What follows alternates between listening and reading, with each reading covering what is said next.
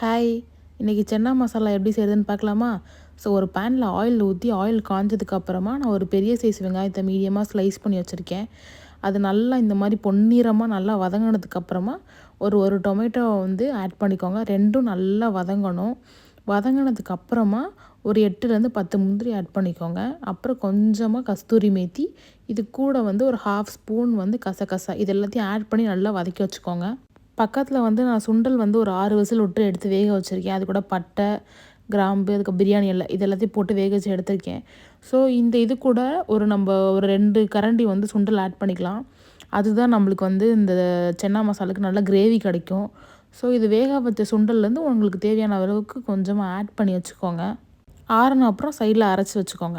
Next அதே பேனில் வந்து ஆயில் போட்டு இந்த பட்டை, கிராம்பு, இந்த ஹோல் ஸ்பைசஸ் இதில் எல்லாத்தையுமே போட்டுட்டு ஒரு 4 ஸ்பூன் வந்து இஞ்சி பூண்டு பேஸ்ட் நம்ம இதில் ஆட் பண்ணிக்கலாம். ஆட் பண்ணிவிட்டு அந்த எண்ணெய் பிரிஞ்சு வரும். அந்த ஸ்டேஜில் தான் நம்ம நெக்ஸ்ட்டு இந்த மசாலாஸ் ஆட் பண்ண போகிறோம்.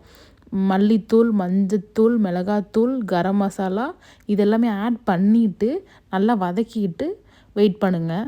இந்த மசாலா ஸ்மெல்லெல்லாம் போனதுக்கப்புறம் அந்த சுண்டல் வேக வச்சுருக்கோம்ல, அது தண்ணியோடு அப்படியே இதில் ஆட் பண்ணிவிட்டு நெக்ஸ்ட்டு வந்து இந்த சோளா மசாலா, இது உங்களோட விருப்பம். லைக் எந்த பிராண்ட் வேணுமோ நீங்கள் யூஸ் பண்ணிக்கலாம்.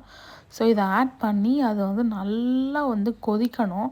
ஸோ கொதிச்சதுக்கப்புறமா நெக்ஸ்ட்டு நம்ம சைடில் அரைச்சி வச்சுருக்க இந்த பேஸ்ட்டை நம்ம இதில் ஆட் பண்ணிக்கலாம். ஸோ ரொம்ப திக்காக இருந்ததுன்னா இன்னும் கொஞ்சம் தண்ணி ஊற்றிக்கோங்க. ஸோ இது நல்லா கொதிச்சதுக்கப்புறமா திருப்பி கொஞ்சமாக கஸ்தூரி மேத்தி ஆட் பண்ணிக்கலாம். ஆட் பண்ணிவிட்டு ஒரு 2 ஸ்பூன்ஸ் வந்து பட்டர் போடணும். அப்போ தான் அந்த ஒரு மாதிரி பட்டரோட என்ஹான்ஸ்மெண்ட் கிடச்சி அது ஃப்ளேவர் நல்லாயிருக்கும். ஸோ பட்டர் ஆட் பண்ணிவிட்டு லாஸ்ட்டில் கொஞ்சமாக புதினா தழை வந்து ஸ்ப்ரெட் பண்ணி விடுங்க. அவ்வளோதான் முடிஞ்சிச்சு. நான் வந்து இதுக்கு பூரி தான் வச்சு சாப்பிட்டேன். ஸோ இது மாதிரி நாளைக்கு ஒரு vlogல பார்க்கலாம்.